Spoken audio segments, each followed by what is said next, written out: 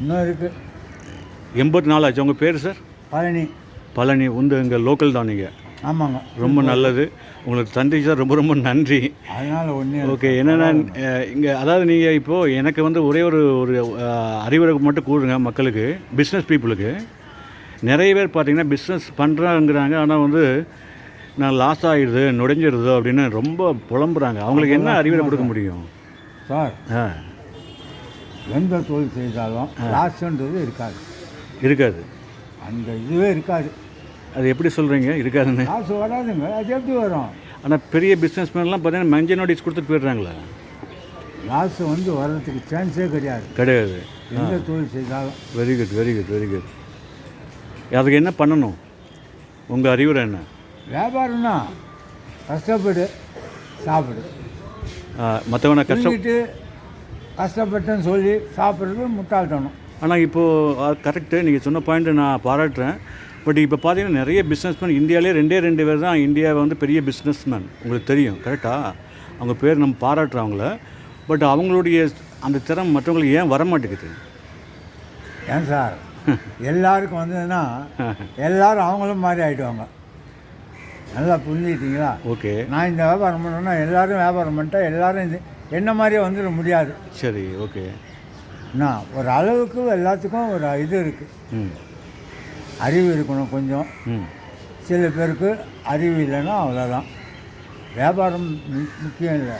Okay, very கூட அதுவும் சேர்ந்து இருக்கணும். சரியாக சொன்னீங்க. அதாவது நம்பகத்தன்மை கரெக்டா?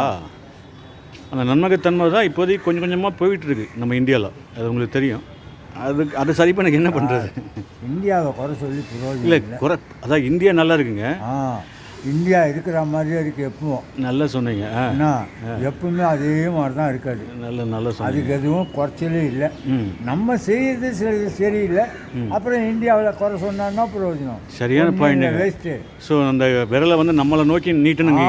கரெக்டா? சரியான பாயிண்ட். அடுத்தவங்கள விரலை காட்டுறதோட ஓகே உன்னை நீ காட்டிக்கோ. உண்மையிலே நீங்கள் எனக்கு தெரிஞ்ச வரையில் நீங்கள் பெரிய பிஸ்னஸ்மேன். சின்ன விஷயம் பண்ண விட பெரிய பிஸ்னஸ். நானும் கொஞ்சம் முட்டாள் தான். ஏன்னு தெரியுங்களா? கொஞ்சம் எல்லாம் ஆர்ட்ஸில் விட்டுட்டேன் கிண்டியில். ஓகே. இந்த வியாபாரம் இல்லை, வேறு தனலட்சுமி டெக்ஸ்டைலு.